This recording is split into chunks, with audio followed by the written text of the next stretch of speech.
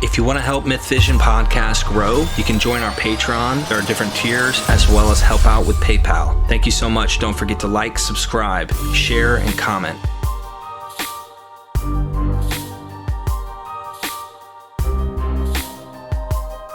Dr. Price, a lot of the comments that I get on Myth Vision go something like this. Not verbatim, but something like this. You're wasting your time. You're reading it wrong. The biblical narrative is allegory, it's a metaphor, it's celestial, it's astrotheology, it's really a secret allegory of the sun, moon, and stars. It has zilch to do with reality. You're reading a Little Red Riding Hood, Humpty Dumpty sat on a wall, Paul Bunyan and the Blue Ox. All it is a story tell that's secretly telling you about the heavenly bodies and the motions of the sun, moon, and stars. For example, our good friend Bill Darlison will look at like Mark, and I think he sees a celestial narrative where the whole thing is cloaked in or secretly talking about the heavenly bodies of the 12 months of the year and stuff like that. So, not to discredit them, okay, but my point is I am going along the path. I once was this person. I must say that I share the empathy with them, because when I left historicist and became a non-believer, so to speak, I went full myth to the core. Like, is there anything in reality here? You know, I even questioned, was it really a temple that was destroyed? Like, that's the length of fringe you start to go in my mind. Like, the whole temple couldn't have been destroyed on 70 AD. That number 70 has a sacred number, so there's no reason in 70 years that, you know, all that. I say that to say, how would you answer someone like that? Like, how do you bring someone to more of a balanced view? Do you think that's an unbalanced view, number one? And number two, what would you do to sway them in a different direction? I'm sure a lot of people who are astrotheology proponents, such as what I was, and I'm not saying there isn't there, they look at it and go, Dr. Price, you're talking about characters that are taking place in a play, and the play is heavens. It's all astrotheology. What would you say to them? Well, I think there is astrotheology behind a good bit of it, or at least there might be. And I have to think that it's analogous to what happened in the Old Testament.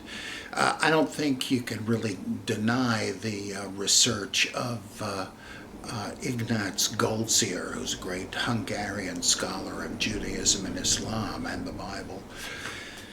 He pointed out how the names and features of the various stories make it clear that a lot of the characters, not just in Genesis, but probably mainly in there, are originally astral.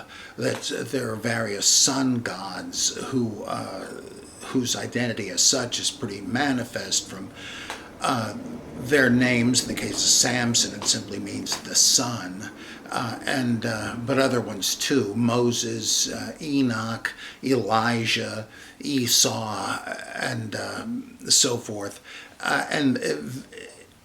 For instance, Esau and Elijah are both said to be hairy men. In the case of Elijah, we assume it's talking about a hair shirt. He's an ascetic. But the hair is a classic symbol for the sun's rays.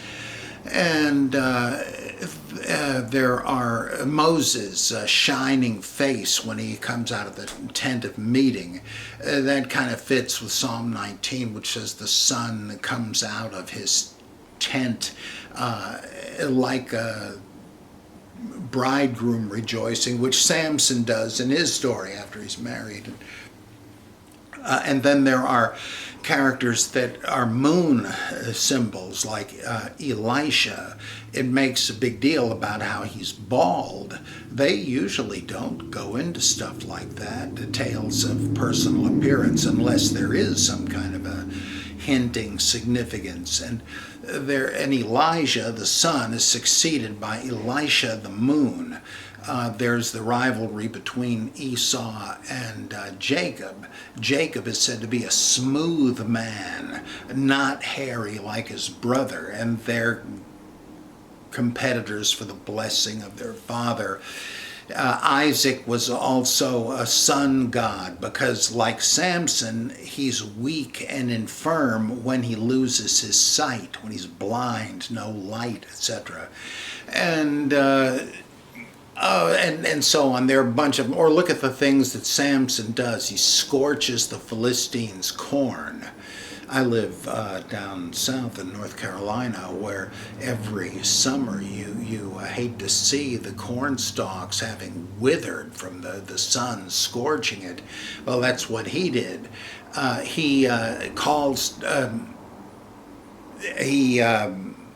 Elijah calls down fire from heaven to consume the Philistine troops. Well, that's like the sun and sunstroke and all of that. So on and so on. You can point out similar things about Hercules, who must have been a sun god also. But that's not all there is to the stories. It implies that at an earlier stage, these characters were simply personified forces of nature. Samson simply was the sun. And but then eventually they made him into a god, and like in the same name attaches to the god of the Moabites, I think, Shemesh or Chemosh. He's a god whom one may petition, and he might answer your prayers and all of that. Just asking the sun not to shine wasn't going to do it. But once they become beings who make decisions, well, yeah, then you can petition them. Then, if you're tending toward monotheism, you might make the god a demigod. He's walking among men on earth, and he is a man halfway, but he's also God, which is why he's so mighty and can do great deeds. And that's how we meet Hercules, Samson, and the others, because the stories about, we talked about this recently, the stories where a woman cannot bear children but is then visited by an angel. It implies that this originally was another case of the sons of God mating with mortal women. So they become demigods. Well, once they become demigods, various stories are told about them that seem to preserve big clues as to where they came from, but it doesn't explain everything they're doing. And they begin to take on a life of their own. So their demigod origin explains why they have superpowers, but not necessarily everything they're doing with them. And I think it's the same thing in the New Testament. The evidence to me, is not quite as clear in the New Testament, even though a lot of things are pointed out. That Jesus in Matthew shines like the sun on the Mount of Transfiguration, but on the other hand, that's derivative from Exodus, where Moses comes out of the tent of meeting, his face shining. Does Matthew know that that was a remnant of Moses being a sun god? He might, but you can adequately explain it by his ever-present theme that Jesus is a new Moses. So the point is not so much Jesus is a sun god as that Jesus is like Moses, even though the Moses thing does ultimately come from solar mythology. And I think there's a lot of stuff like that. Harry John the Baptist. That's right, yeah. And so let me ask you this, probing into that. This is excellent. I'm glad we're getting into this, because this right here can explain also when people talk about, well, you try to parallel Jesus to Osiris. Osiris is so old. Well, what if the author is just paralleling Jesus to Joseph, like I've said countless times, and Joseph is paralleling Osiris, on like a direct parallel in many ways? That makes a lot of sense. So it's not hard with is that called Pesher, or is that called Midrash? Where they use an Old Testament story. Midrash. Tell another one. Well, there's one fly in that ointment in that Osiris was probably worshipped more widely in the time of the early church than he was in ancient times. There were the religion of Osiris and Isis, which is called the Isis cult, only because it was a religion originally alien to the Hellenistic culture and was imported. Sometimes that's all cult means. The mystery cults were like that. They were imported religions, and that's and so on. It didn't have the idea that we use today. We also have that, like the Hare Krishnas, the Munis. They came from Asia, so they're transplants, their cults in that regard, but they do also rigidly govern the lifestyles of their followers, and so we use the term cults to refer to that as well, but not so in the ancient world. Okay, so Osiris was still well known and combined with Dionysus, just as MacDonald might, I guess, seem to be arguing that John is kind of combining Jesus and Dionysus. It's hard not to think that with the true vine discourse, for instance. He's making them a better, just to phrase it in the best way I could, he's pitting them against each other, but making Jesus the better version, the same way he does with Odysseus and all these other characters. So. One other thing about the fact that the Stoics liked to use Odysseus and Hercules as role models for people who really had dogged dedication to virtue and would receive whatever trials they had to face as gifts from God. I don't think that's inherent in the possible astronomical roots of those gods. It really is. It shows that there were moral values that you could pick up from it, whether or not they were designed for that. And I think the same is an Achilles heel of the pure astrotheological idea of the Gospels. There's way too much going on there, the meat on the bones, to say it's all just a code for astronomy, especially. Was astronomy or astrology, same thing back then, was that a secret?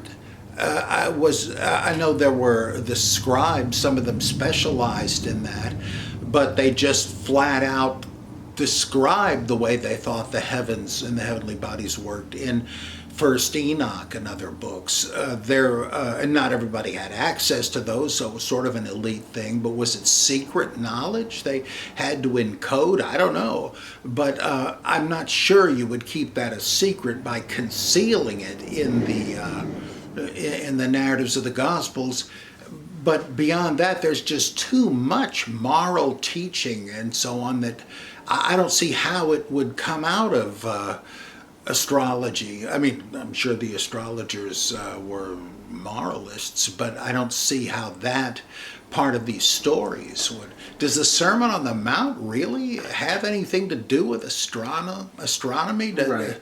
And so I think that's a big problem with it. Now, that's where you could jump over to just allegorism. Like I think Richard Carrier says, it's all allegory, and I know I've heard that from various others. Right. I think that some stories are likely allegories for Christian theology, like the Emmaus story certainly is. You recognize Christ at the Lord's table in the breaking of the bread, though he's invisibly present. I mean, that is a howler of an allegory in that sense, or a symbol, I don't know. Allegory is famously and historically a gimmick to be used to make embarrassing texts look good. Like the Stoics, they believed in the ancient Greek religion, sort of, but they retooled it by saying, well, it's not meant literally. We don't want to have gods that are rapists. So what could it be symbolizing that way? Yeah, he did the same thing, and he said, well, Moses was really saying the same thing that that Plato did, and in fact Plato got it from Moses. Well, it turns out it's just the other way around, right? Moses got a lot of that stuff from Plato and the laws, as Russell Gmirkin points out. But it was like, you mean to tell me it really matters whether or not God wants you to eat mice? Is it really a matter of concern to God what sort of hide you use on this and that drape in the temple? Was God an interior decorator? Come on! And so they would say, well, it really is this and that. And Hellenistic Jews actually, I think, hit on the real point of stuff like that. It's like modern anthropologists say, the point of these arbitrary distinctives was to raise a wall between the people of Israel and their neighbors at a later point, to prevent assimilation. You wanted to create a kind of a symbolic ghetto to prevent dating and marriage and so on. Do you think the allegorizing of such things is exactly a tool in the opposite direction too? Like, let's break down those walls. Well, it was for some. Philo condemned Jews who did that, who allegorized it, and then went farther than he wanted to, and said, well, now that we know the point of the symbols, we don't really have to keep the laws. Literal. Took it literally. No, those who were such radical allegorizers that said, now that we know the real point of it, we don't need to bother with these charades anymore. And he said, hey, no, they're not just charades. So he wanted to stop right there. That has some relevance to the whole question of whether Paul wanted you to be circumcised or give it up once you were a Jewish Christian. But no doubt that is the Hellenists, like the Epistle of Aristeas. No doubt he was exactly right, and anthropology backs him up, that yeah, this is arbitrary, but really the point was to set up hurdles to prevent contamination and so on. Because if you assimilate, you're going to start getting cozy with their religion, and then you're going to be idolaters and so on. Which is no stupid notion. I mean, the fact that Orthodox Jews oppose intermarriage, is that because they're bigots? No, they're not. The reason is that if there's a lot of intermarriage, you're going to see Judaism get absorbed. It's a tiny minority as it is. There's nothing bigoted about that. Well, okay, so... But allegory was used sometimes to say that this is not what it seems. It's really a more noble, exalted thing, and you resort to that when you're embarrassed by what the text says, but you want to still revere the text as sacred scripture.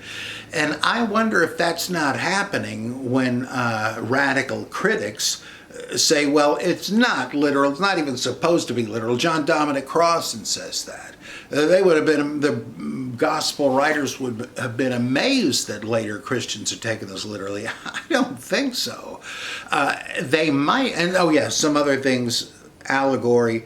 There are a few things, like multiplying the loaves and fish, that could be understood as another Eucharistic thing, that the apparently mundane foodstuffs, if they're used as sacraments, impart a whole different, more powerful kind of nutrition to the soul. But like Richard takes some of the story of the Gerasene demoniac as an allegory for pacifism. I don't really see that the military forces are demonic inherently and are overcome. I don't buy that. It's possible, but some of the things he thinks are allegories, I really don't think so. I think that Bultmann was closer to the truth, saying that the miracle stories in the first instance were credentials for Jesus, trying to do what MacDonald is saying John did with Dionysus. In this case, modeling stories about Jesus on older stories of Elijah and Elisha, but in such a way as to make Jesus even better. Anything you can do, I can do better, for propaganda reasons. So he qualifies as the Messiah. Or maybe for pagans to read. You like Apollonius of Tyana? Well, how about this guy? That's what I love about it, actually. What I'm discovering, and I'm just barely peeping my head through the door, is that it's not just he's making him better than all the Old Testament heroes. He's making him better than any hero. There's not a hero out there that he isn't better than. And why would you do that in a context if it was only focused on Jews? Yeah. So you obviously are going beyond the scope of tradition here. And Plus, saying, there were Jews who believed that Jehovah was Dionysus. There's all kinds of syncretism going on too. I mean, they're in I think a 2nd century synagogue floor mosaic. It shows Hercules riding through the zodiac in a chariot. This is not Orthodox Judaism, though it was formative Judaism, as they say. By that time, you didn't have Pharisees. You didn't have Essenes and Sadducees anymore. It was the heirs of the Pharisees, the rabbis. Still, so some of them were like advertisements, like in the Asclepia, the healing shrines of the god Asclepius, who died and was raised from the dead. He would appear to people who would come with an illness or injury, and the priests would say, "Okay, you rest and you sleep tonight in this chamber here, and the god will appear to you and give you a remedy or heal you on the spot or tell you what to do. If you have enough faith, you'll." Like a fraternity stunt. If you do this, you'll be healed. And to beef up people's faith, they had a bunch of clay tablets on the walls of the Asclepium with testimonials from satisfied customers. We've got loads of them, and they're all miracle healings that follow the same basic ground plan as gospel and other miracles. And some of them are so hilariously outrageous. You know they're fiction. Forget about the psychosomatic healing thing. Like a guy comes to the Asclepium who is so blind that he only has empty eye sockets. But thanks to the God, he departs with eyes that work just fine. Oh, come on. And other ones even more ridiculous. I love that. And so why? And of course they're trying to drum up business by inculcating faith in the God. Well, that's, to put it crudely, I mean cynically, the Gospels are trying to run up business, not to make money, I don't believe that, but to get people to believe in Jesus.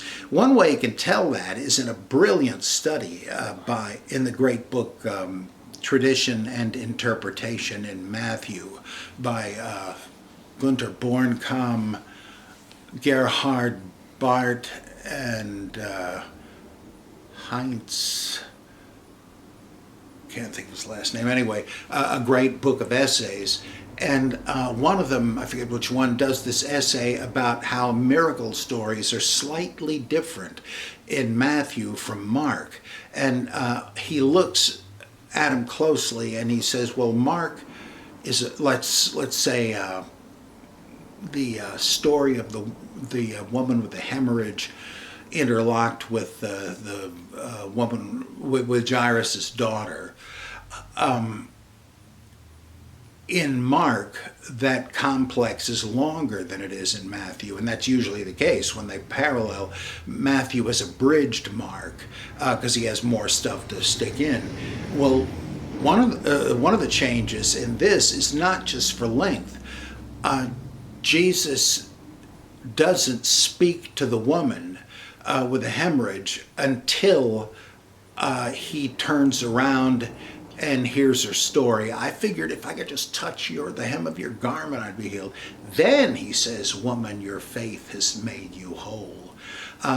Similarly, in the Jairus' daughter thing, he is said, I think it's the same thing, he withholds the statement about the healing until it's actually done. And what's the point of that? To say that Jesus will answer your prayers. These we can take for granted. We're all Christians. We know Jesus had miraculous powers. But the point is, if you ask in faith, as these people did, then you're going to get your answer. Similarly, in the stilling of the storm. In Mark, the disciples are indignant.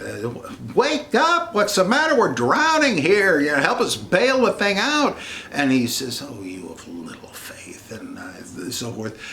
That's the skepticism of the disciples. It makes the deed look all the more impressive when it happens. So that serves a definite purpose. But Matthew sacrifices that to make it a lesson of faith, because now the disciples don't say that. They say, Lord, save, we perish.